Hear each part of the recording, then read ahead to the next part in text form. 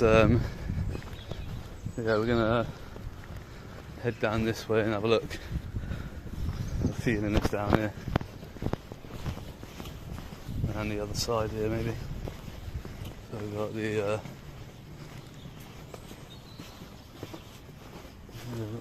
windows here, but it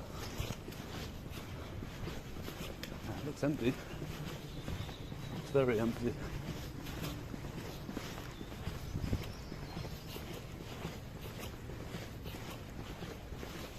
Looks like the other job centre haven't called and given them a heads up.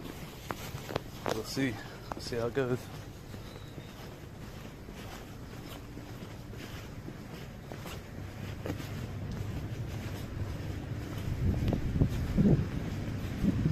Yeah, this is it. Not sure what's going on with that though. That blocked off the road over there. Yes. How you doing, mate? You right? Videos are not allowed. Pardon? Videos are not allowed inside. What do you mean? Camera. It's the phone. Yeah, buddy. You right? You got an appointment. No, I've just come to have a look. You come to have a look. Yeah. Okay. Just like you've got posters out on the wall, so I've come to have a look at information. Yeah, in this job centre here, Uh-huh. you only have to have appointments to walk in. Because if you want to go, if you have any information about any of our services or anything like that, Bromham Road is where we send most of our. Okay. Here it's just like appointments with our customers. So why do you have information on the walls for the public? That's here is like a public that's area here. what But you see, apart from here, like this. Yeah, anywhere that's got public information, I can see you've got computers there for the public to come and do job searches, Yeah. so anywhere that's publicly accessible. Yeah, here you Yeah. got jobs here. Before this goes any further, it's important to understand what kind of encounter this actually is, because this is not chaos, not a shouting match, and not someone storming into a government building. This begins quietly. Almost awkwardly. An auditor trying to figure out how to access a job center that appears open, empty, and publicly accessible, but with no clear entrance, no clear signage, and no obvious guidance, and that matters, because clarity prevents conflict. When a public building looks open, displays public information, and provides public computers, people reasonably assume limited public access. What you're about to see isn't someone refusing rules, it's someone trying to find them. This unfolds. Notice how quickly the focus shifts away from access and onto recording. The camera becomes the issue, not behavior, not disruption, not safety. And that shift is crucial, because in court, intent matters. We can't have anyone Yeah, recording in the public building you can. Yeah. But I'm just saying, what I'm saying is, here, we know it's a government building. And because it's a government building, we don't allow anyone like this. I don't give you any permission like that to record. Do you understand where you're coming from? No. You don't? No. Would you like to see a memo that I have in my pocket from the DWP? From the DWP themselves? Right. Do you want to see it? Hold on one second. I mean, this I'm memo not- I know, but I'm just saying this memo can settle the whole debate before we go any further. Okay. But what I'm saying is, obviously, normally what we do... Yeah. If you let me finish. What we normally do is, once we have a customer or anyone coming in, we just ask them for appointments. You do? Yes. Or you and your colleagues? Yeah, because we So, just to I'm pretty sure that G4S are not contracted to ask to interact with claimants, whether it's No, their but- name, if they got an appointment, and I have that in writing. Okay, that's fine. But what So I'm- you're breaching GDPR there. Okay, that's fine. But what I'm saying is, normally what we do here, Yeah. is we. Can you just leave that one? No, because I mean you're admitting stuff on camera for evidence right now. I mean you've just admitted a GDPR breach on camera. That's fine. But what I'm saying is, we normally ask customers. We need to know. We need to at point of contact with customer. We need to know what the Claimant, reason, not customer. Yeah, okay, claimant. What they're here for. So establish what the reason what they're here. Okay. I've told you that. I'm just here to have a look around. Okay, so listen, 1 second. Right. So if I'm going to be asked, I need to know what you're here for. You haven't got an appointment, hence why my colleague here asked you if you're recording, and you said you are. I didn't. Okay. So because I was walking that time. Yeah, no, he just told me I can't record. I never said I'm recording. Okay, so that's. His moment captures the root problem perfectly. On one hand, staff insist the building is appointment only. On the other, the environment contradicts that claim: public posters, visible computers, open sightlines, and no obvious barrier at the entrance. That contradiction is not minor. Courts repeatedly emphasize that rules must be clearly communicated, especially in public-facing government. The auditor isn't demanding access. He's asking a logical question: if this area is public-facing, why is filming or entry being treated as prohibited? And that's a fair question. When public information is displayed openly, the space begins to resemble a limited public forum. Misunderstandings like this. Look on the way in. Yep. All job centres that are strictly appointment only say so on the front of the building as you come in, appointment only. I go to many job centres. This one has no information on the outside saying this is an appointment only building. Was it?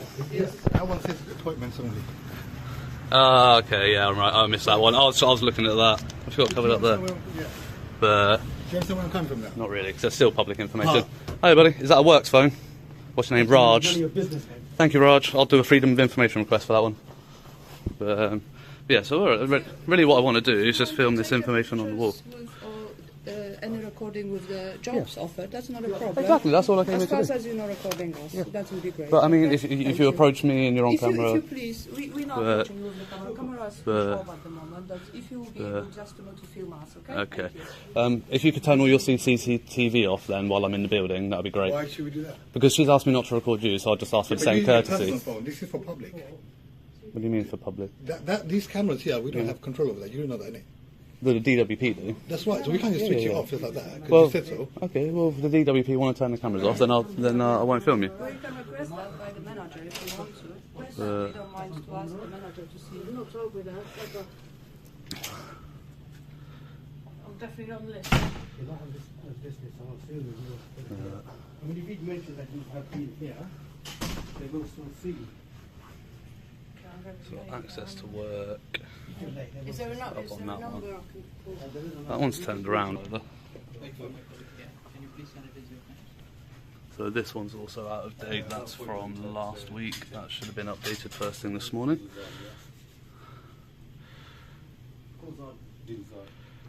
So same information that they have over at the other one.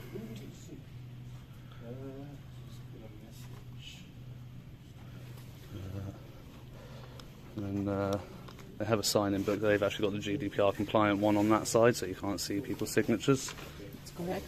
There we go. See, that's actually the first job centre that I've been to that has that.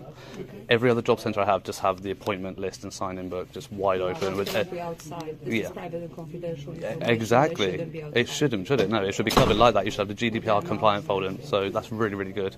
Really good. I've also noticed, like, as I walk to the entrance, going down the windows, you can't see any computer screens from like workers and stuff, which is really good. Again, you don't get that at a lot of job centres. So I would say this job centre is really well laid out. You guys are doing great with GDPR. The only issue is, like, obviously people are allowed to film in a public place, but that would be it.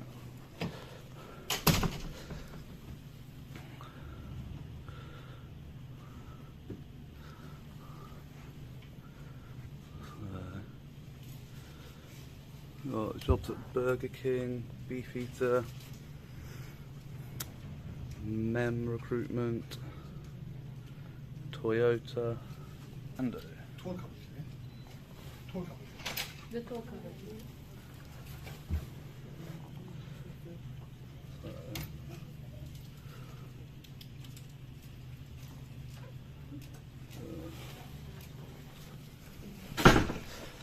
yes. Raj, are you the manager on duty?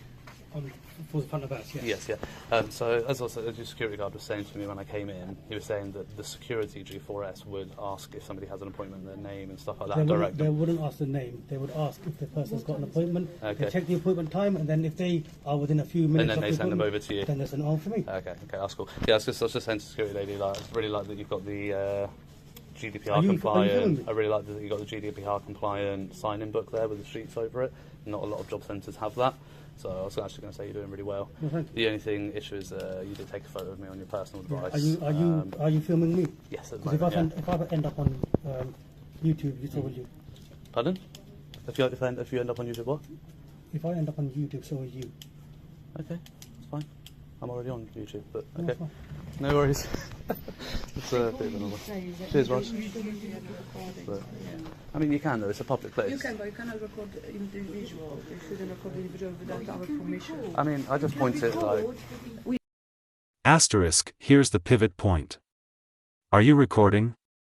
That single question changes the entire tone of the interaction. Up until now, this was about access and procedure. Now it's about control, the auditor calmly explains his position, even offering a DWP memo that could settle the matter immediately. That's not defiance, that's de-escalation. Yet instead of reviewing policy, staff default to what they've been told *, and this is where problems start. Internal guidance is not law. Authority must match actual remit. Security contractors don't gain new powers simply because a building is government-owned. Courts look closely at whether restrictions are lawful, posted, and consistently applied. The camera here doesn't provoke misconduct, it documents uncertainty. We can refuse to be recorded. No. Yes. But can I ask? Can I make you turn the cameras off in here? No, because they're for security reasons. So mine's for security reasons as well. I video every interaction everywhere I go. Our guidance has said that you can record. Yeah. But you can't record us because we refuse to be recorded. No, it says you can say that. So you can't put us on like my colleague said, Facebook or any of the Twitter or whatever. Debatable. The media. I mean, if you talk to somebody holding a camera in a public place, you'll find that there was such a great big controversy about it that you can record. Yeah. But not the. If somebody comes up to you and says, please do not record, do not give you permission. Okay. You have to respect. Well, I don't give permission to be recorded in here, but your CCTV remains on, doesn't it? Yeah, you can bring that up with the legislature. Raj, I'll see you tomorrow. Yes. You at Drummond Road. There we go. But yeah, so what you were saying about putting me on YouTube, going back to that, because you've taken a photo of me whilst you're on working time, you've done that as part of the DWP organisation. If you were to post me on YouTube, you and the DWP would be liable for a huge breach of GDPR. And I mean, the fines are in the millions for it, especially for an organisation as large as this, because it's part of the government. The fines would be astronomical. Your job would be in jeopardy. I wouldn't recommend it. Like I said, I am going to do a freedom of information request for that, so make sure you don't delete it. That is a formal request not to delete that And you under know GDPR. that I took a picture, yes? Yes. This exchange is subtle but significant. GDPR is invoked, and then partially misunderstood. Asking about appointments, names, or claimed status can raise legitimate data protection concerns depending on role and authority. And once those admissions are made on camera, they don't disappear. What's important here is that the auditor isn't accusing, he's documenting. He even explains why certain questions might be inappropriate, while offering written policy to clarify things. That's good faith engagement. In court, this section would be dissected carefully.